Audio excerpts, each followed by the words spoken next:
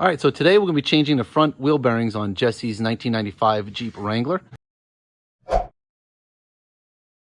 Okay, so the tools you'll need for the job is a breaker bar for the wheel bearing bolts on the back, the sockets, 12 point, 13 millimeter, 19 millimeter for the wheels, impact gun if you have access to it, hammer, doesn't have to be brass, pry bar to get your brake caliper off, 36 millimeter socket to get the axle nut off, hand ratchet, and the dikes for pulling out the carter pin on the wheel bearing.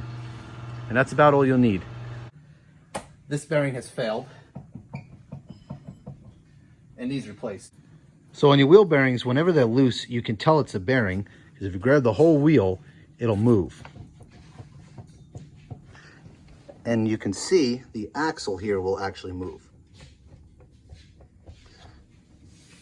When this is moving, it's your wheel bearing. If that's not moving with your wheel, it's your ball joints.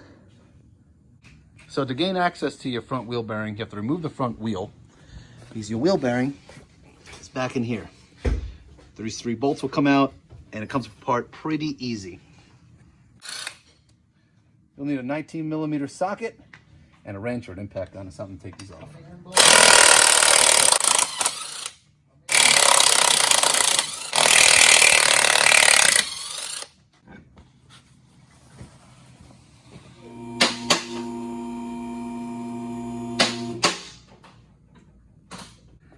Okay, so once the wheels are off, the next thing you have to remove is this carter pin and the nut underneath it for the axle. All right, so to get the little clip off, what I actually use is little side cutters or dikes, and you grab it, bend it back together, and once it's together, you grab the bottom here and just milk it out. Next up is your 36 millimeter socket for the axle nut, and it's going to be tight. And you pick out little washer. Don't forget to put this back in. Next up is your 13 millimeter socket to get off your brakes, unless you have aftermarket calipers like Jesse has here. Well, one is a 13, the other one's a 12. Okay. There's nothing that holds the rotors on these, they just come right off.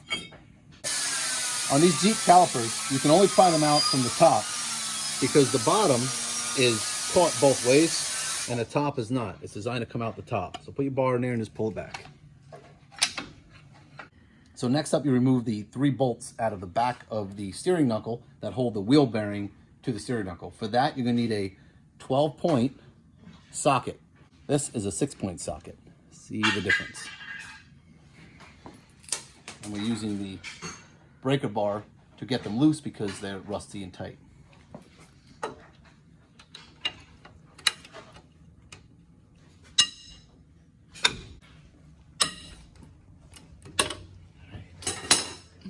Once they're tight, you just take them out just about with your fingers.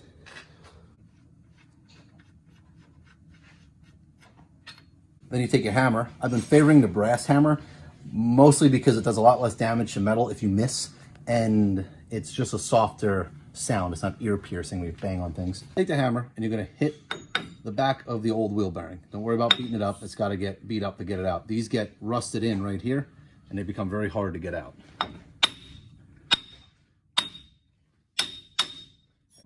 Then take your hammer, hold your wheel bearing, and knock your axle back in as you pull forward on the wheel bearing.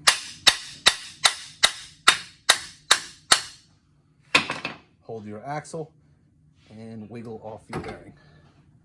That's it.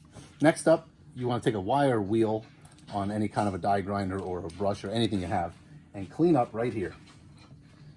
You want to get that lip cleaned up because the new wheel bearing is going to sit in it, and as you can see, there's all dirt and stuff in here, and if you don't get that cleaned up good, it won't fit well and it won't torque correctly. So just hold the axle up and have at it.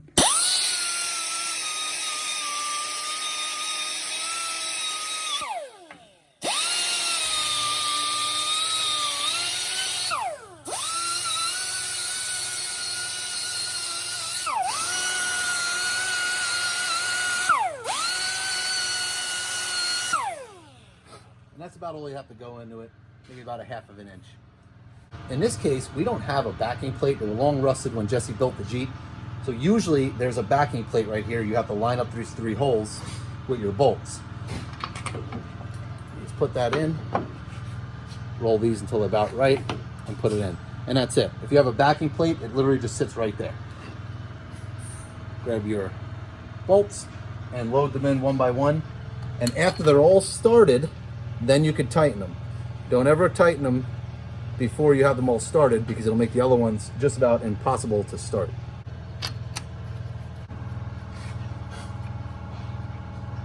All right, after your bolts are put on the back of the wheel bearing, you're going to install the axle nut and torque it to 175.